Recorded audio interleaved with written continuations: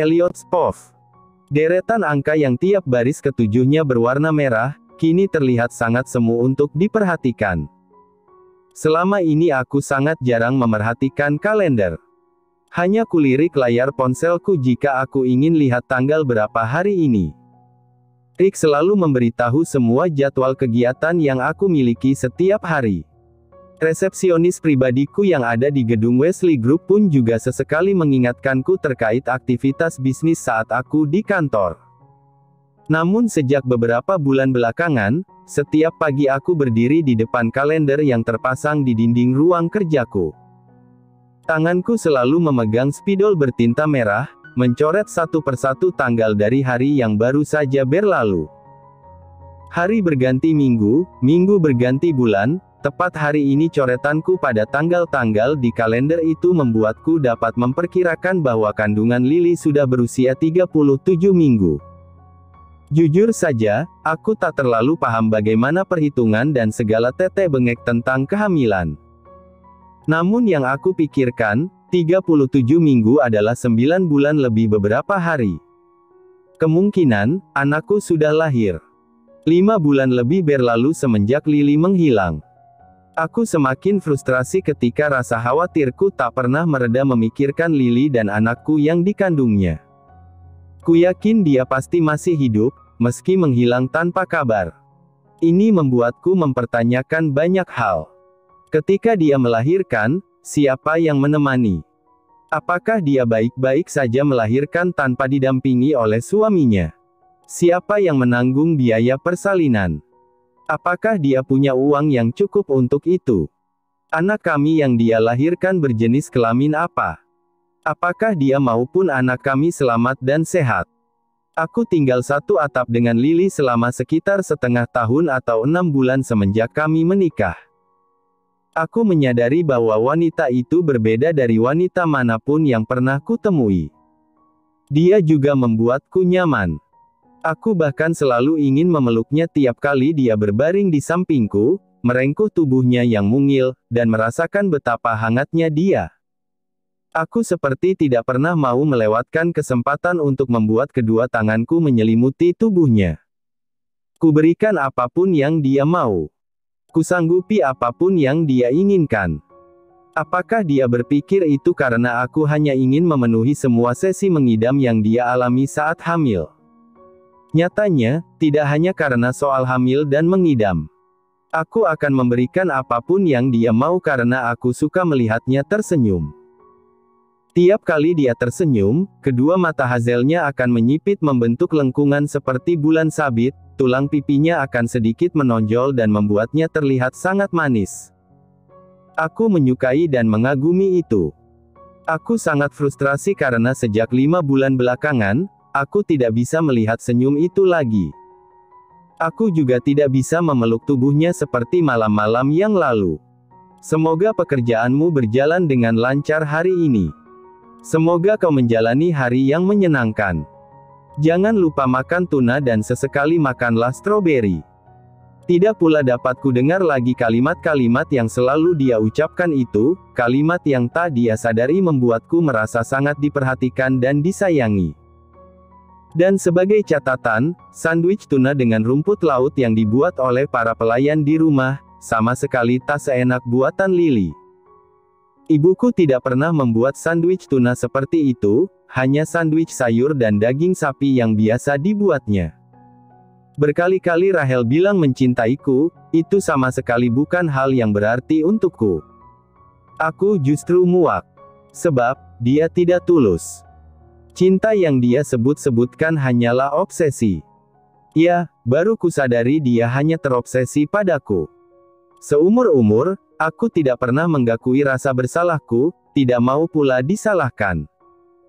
Namun semenjak Lily pergi dan tak ada di dekatku lagi, aku merasa rela menyalahkan diriku sendiri. Kalau saja saat itu aku memeluk Lily setelah dia menggaku kalau dia mencintaiku, dia mungkin tidak akan pergi. Tapi saat itu aku tidak bisa melakukannya. Ketidakstabilan emosi dan bayangan buruk yang muncul di kepalaku saat Lily menggaku, memberikan rasa cemas dan keraguan karena teringat pada kejadian yang nyaris membuatku mati bertahun-tahun lalu, bahkan sebelum aku mengenal Rahel. Caranya menggaku hampir sama seperti rekaman penggakuan yang masih melekat kuat di ingatanku. Dan keputusannya untuk pergi setelah menggakui itu, berhasil merobek lubang luka pengabaian dalam diriku yang sudah lama tertutup. Aku benci ditinggalkan oleh seseorang. Aku takut tak akan pernah bertemu lagi dengan Lily.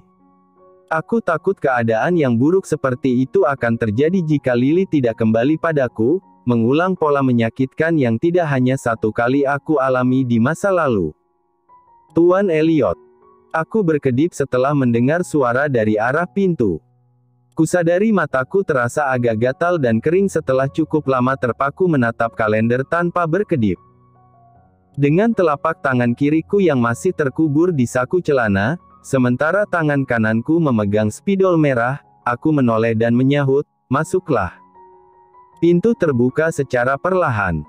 Salah satu pelayan yang kupekerjakan di rumah ini, muncul dan melangkah masuk sampai ke dekat rak buku di samping pintu. "Kenapa? Ayah dan ibumu sudah sampai di gerbang, Tuan. Kemarin mereka sudah mengabari akan datang ke New York." Aku menghela napas panjang dan merotasikan mataku. Telingaku mungkin akan panas sebentar lagi, menerima semburan omelan dari ibuku karena menantunya tak lagi ada di rumah ini. Sejak 2 bulan yang lalu, Rick sudah memberitahu mereka soal kepergian Lily, tetapi tentunya tak memberitahu masalah kompleks macam apa yang terjadi dan menjadi penyebab wanita itu pergi. Karena ayahku masih ada kegiatan di Florida, baru sekarang mereka sempat untuk datang ke New York. Aku pun mengeluarkan telapak tangan kiriku dari saku celana dan meletakkan spidol ke atas meja, lalu melangkah keluar dari ruang kerjaku. "Putraku," panggil ibu ketika melewati pintu dan melihatku muncul di ruang tamu. Dia langsung memelukku seperti biasanya tiap kali baru datang. Namun kali ini, pelukannya hanya sebentar saja.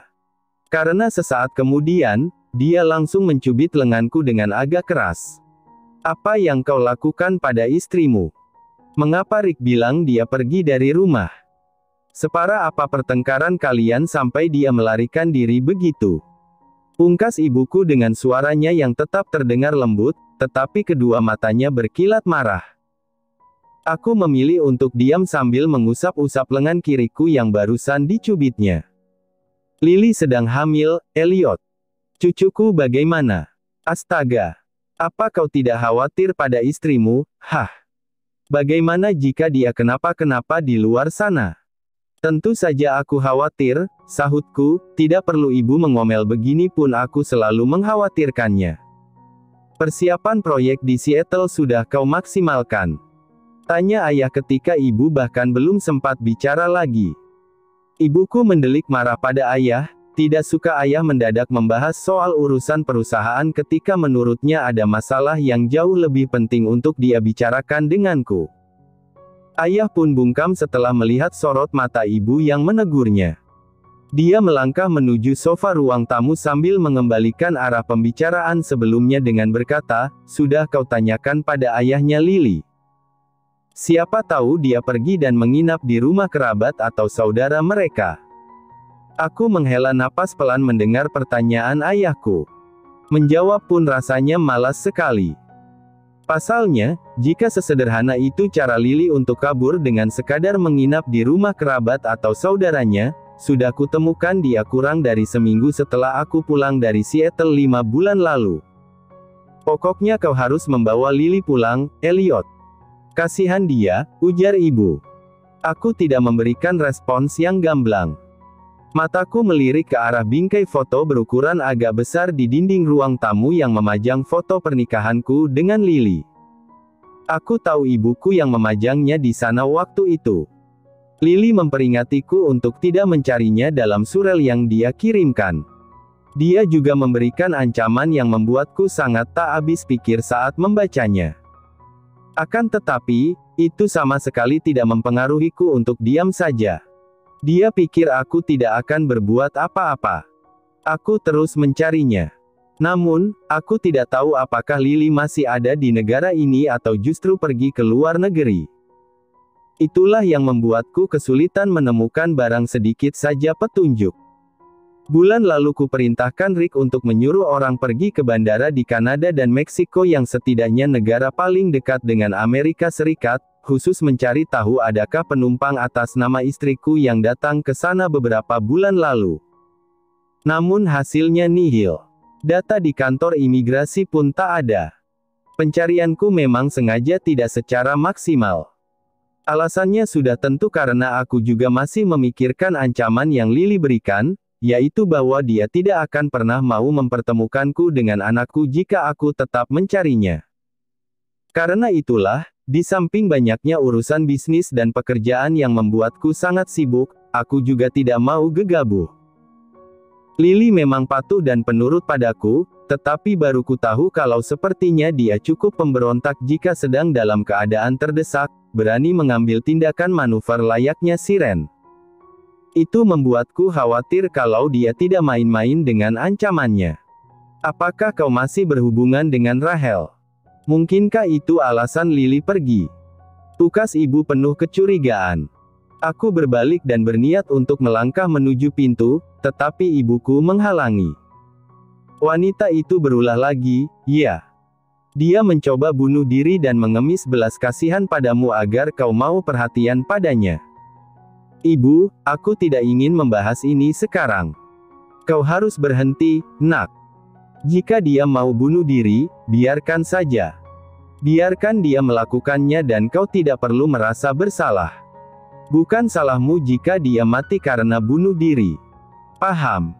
Aku belum sempat menjawab ucapan ibuku, karena sebuah mobil berhenti di halaman rumah. Tak berselang lama, seseorang muncul dari pintu yang terbuka. Itu Rick. Dia menyapa ayah dan ibuku, lalu menghampiriku untuk berkata, "Pasar saham akan buka sebentar lagi, Pak. Beberapa petinggi bank swasta ingin bertemu denganmu di Wall Street untuk menyampaikan permintaan kerjasama mereka." Aku pun mengangguk singkat. Kutatap ibuku yang tentunya paham kalau aku harus pergi sekarang. Namun sebelum aku benar-benar melangkah bersama Rick, ibuku berkata, "Pokoknya kau harus mencari Lily. Bawa dia pulang bersama cucu ibu." Aku menunjuk wajahku sendiri dengan jari telunjuk, lalu menjawab, "Apakah wajah ini terlihat baik-baik saja?" Ibu pikir tidak melakukan usaha apa-apa untuk mencarinya. Ibuku menghela napas, lalu mengusap-usap bahuku sebelum membiarkanku beranjak pergi dengan Rick. Aku masuk ke salah satu mobil mewahku yang ada di garasi, duduk di kursi kemudi selagi Rick berada di kursi penumpang di sebelahku. Sembari memakai sabuk pengaman, aku menatap Rick dan berkata, "Ini sudah 5 bulan lebih. Jika dia masih tidak mau aku tahu di mana keberadaannya, setidaknya aku hanya ingin tahu dia telah melahirkan anakku dalam keadaan selamat. Aku ingin memastikan istriku masih hidup dan sehat dimanapun dia berada. Lakukan cara apapun untuk itu." "Aku mengerti, Pak. Beberapa waktu yang lalu, aku sudah memberikan informasi soal sejumlah teman akrab Nyonya Lily, dan salah satunya adalah seorang dokter residen di Cornell Hill. Kau pun juga sudah menemui dokter itu sendiri, tetapi dia bilang tidak tahu apa-apa. Aku akan mencoba mencari informasi lain." "Tidak. Sebelum kau mencari informasi lain, aku ingin kau mengulik lebih banyak dulu soal dokter residen itu." "Siapa namanya?" "Selena. Selena Smith." "Ya, dia. Aku yakin dia tahu sesuatu." "Ini dari Nona Rachel, Pak. Resepsionis bilang padaku kalau Nona Rachel datang saat tadi kau bertemu dengan wakil direktur." Pandanganku tertuju pada amplop putih dengan perangko khusus yang Rick berikan padaku. Kuletakkan pulpen yang sedang kupegang, lalu menerimanya. Setelah membuka amplop itu, aku mendapati di dalamnya berisi 2 buah tiket pertunjukan orkestra di Los Angeles. Pantas saja aku merasa tak asing dengan jenis perangko yang tertempel di bagian luar amplop, sebab sejak dulu aku memang penikmat musik orkestra. Tanggal yang tertera di tiket itu adalah untuk pertunjukan yang diadakan sekitar 3 minggu lagi. Untuk apa dia memberikan ini? Tanyaku pada Rick. Kau tidak menemui Nona Rahel sama sekali 3 bulan belakangan. Kau juga tidak pernah mengangkat telepon darinya lagi. Dia bilang, dia ingin menonton pertunjukan itu di Los Angeles bersamamu bulan depan agar bisa menghabiskan waktu berdua denganmu. Ini tidak penting. Simpan. Nona Rahel memberi pesan kalau dia akan sangat kecewa jika kau menolaknya, Pak. Ini pasti membuatmu muak karena sudah tahu apa yang akan dia lakukan jika membawa-bawa soal kecewa. Aku berdecak pelan. Kumasukkan kembali 2 tiket orkestra itu ke dalam amplop. Sambil berdiri dari dudukku, aku bertanya pada Rick, apakah Rahel ada di apartemennya sekarang? Ada, Pak. Sepertinya dia sedang cuti dari kantornya hari ini, jawab Rick. Apa kau akan menemui Nona Rahel? Tapi kau bilang 2 jam lagi ingin pergi ke lantai 25 untuk melakukan uji coba pada software baru yang sudah rampung disiapkan. Masih ada waktu, ujarku singkat seraya melangkah meninggalkan mejaku untuk segera keluar dari ruangan. Rick langsung bergegas mengikutiku sampai ke lantai dasar. Setelah masuk ke mobilku yang ada di area parkir VIP gedung Wesley Group, aku langsung bertolak ke apartemen Rahel yang terletak di dekat batas wilayah antara Manhattan dan Brooklyn. Rick tetap ikut bersamaku, sebab dia pastinya ingin memastikan 2 jam lagi aku benar-benar sudah kembali ke kantor. Aku tidak peduli. Selagi keberadaannya tak menggangguku, setidaknya tanganku tak akan gatal untuk memukul wajahnya. Begitu sampai di tempat tujuan, aku turun dari mobil dan langsung menaiki lift untuk menuju lantai 17 di mana unit apartemen Rahel berada. Tak butuh waktu lama hingga akhirnya pintu terbuka setelah aku menekan bel. Rahel muncul dan langsung tersenyum semeringah begitu melihat kedatanganku. Aku tidak bicara apa-apa dan langsung melangkah melewati Rahel untuk masuk ke dalam unit apartemennya. Rick yang baru saja akan ikut masuk, harus menghela napas pasrah karena Rahel sudah lebih dulu menutup pintu dan tidak mengizinkannya ikutan masuk. Dengan begitu, hanya aku berdua dengan Rahel di dalam apartemen yang lumayan luas itu. Akhirnya kau datang mengunjungiku.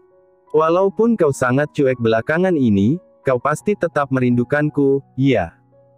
Ujar Rahel sambil mengusap-usap bahuku. Aku mengambil amplop putih yang tadi diberikan oleh Rick dan kusimpan di bagian dalam saku jas hitamku. Sembari meletakkan amplop itu ke atas meja yang ada di dekat kami, aku berkata, aku tidak mau pergi ke pertunjukan itu. Senyum Rahel memudar. Dia menatap amplop tersebut, lalu beralih menatapku lagi dengan keningnya yang berkerut dalam. Apa maksudmu tidak mau? Kau sangat menyukai orkestra. Aku mendapatkan tiket VIP untuk kita berdua dan kita akan pergi ke Los Angeles sekalian berlibur. Sudah sangat lama kita tidak pernah lagi menghabiskan waktu untuk bersenang-senang. Tidak ada waktu bagiku untuk berlibur denganmu. Aku tahu dari Rick kalau bulan depan kau senggang. Jangan jadikan sibuk sebagai alasan, Elliot. Dengan tatapanku yang penuh penekanan, aku berkata, aku tidak bilang kalau bulan depan aku sibuk.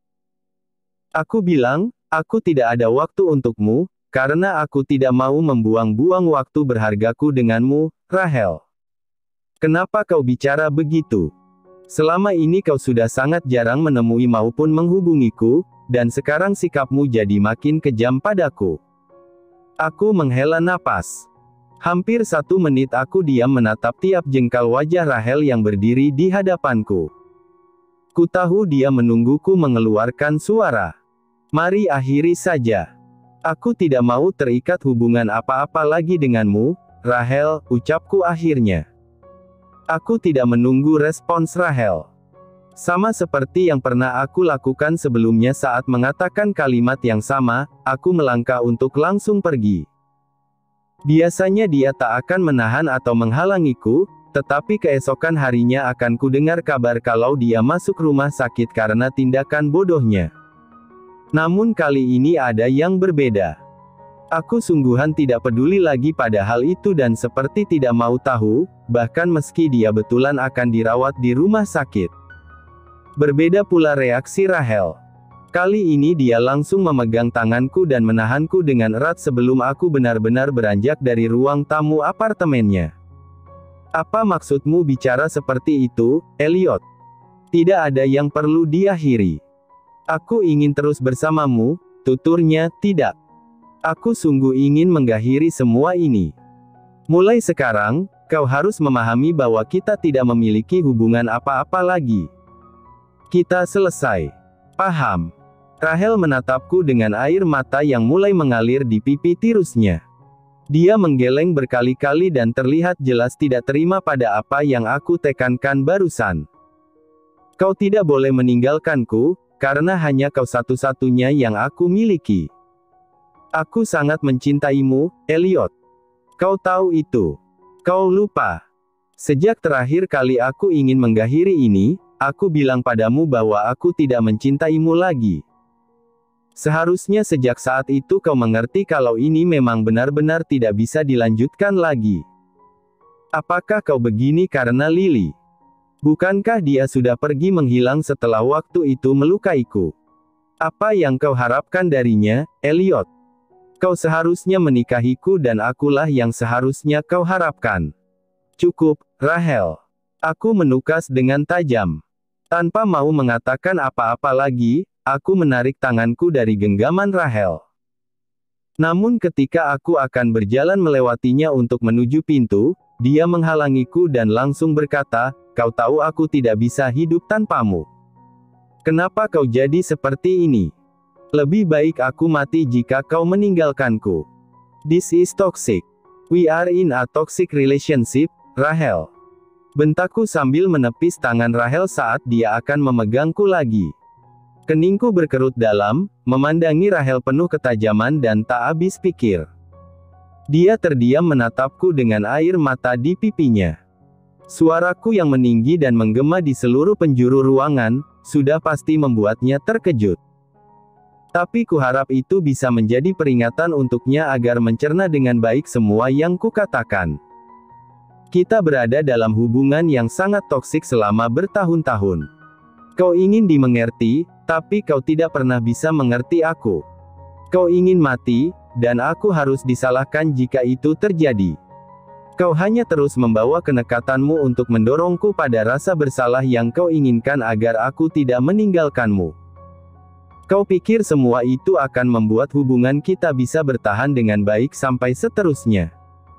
Baiklah, aku yang salah. Aku yang salah karena terlalu mencintaimu. Aku yang salah karena aku tidak bisa hidup tanpamu, karena kau adalah segalanya bagiku. Kau tidak mencintaiku. Yang kau miliki hanyalah obsesi, Rachel Jordan. Apa kau tidak menyadari itu? Selama ini kau menguras waktu dan tenagaku untuk menghadapimu. Kau tidak sadar betapa toksiknya dirimu hingga sanggup melakukan segala hal gila hanya untuk membuatku bertahan di sampingmu. Rachel diam. Ku tahu dia bersusah payah untuk menelan ludah di tengah air matanya yang mengalir deras. Aku benci melihat wanita menangis. Namun sekarang, ketika melihat Rachel menangis di depan mataku, aku seperti tidak punya kemauan sama sekali untuk memeluknya dan menenangkannya seperti yang sudah-sudah. Jika aku tetap memberikan bahuku untukmu bergantung, akulah yang akan mati duluan. Ini membuatku muak. Dan asal kau tahu, aku ingin mengakhiri semua ini bukan hanya karena Lily. Bahkan jauh sebelum ada Lily pun hubungan ini sudah tidak sehat dan selalu ingin kuakhiri. Berhenti menyalahkan Lily, dia tidak tahu apa-apa dan aku merasa sangat bersyukur karena telah menikah dengannya. Dia hanya penggantiku di hari pernikahan kita. Kau tidak akan menikah dengannya kalau bukan karenaku, Elliot. Aku tidak peduli. Inti dari semua ini bukanlah soal Lily. Aku ingin hubungan kita berakhir dan jangan temui aku lagi. Paham? Rachel sudah buka mulut dan akan menyahuti ucapanku. Namun, aku tak membiarkannya. Sambil menunjuk wajahnya dengan jari telunjukku untuk menekankan, aku berkata, "Weirdone." It's fucking over. Kita sudah selesai. Ini sudah berakhir.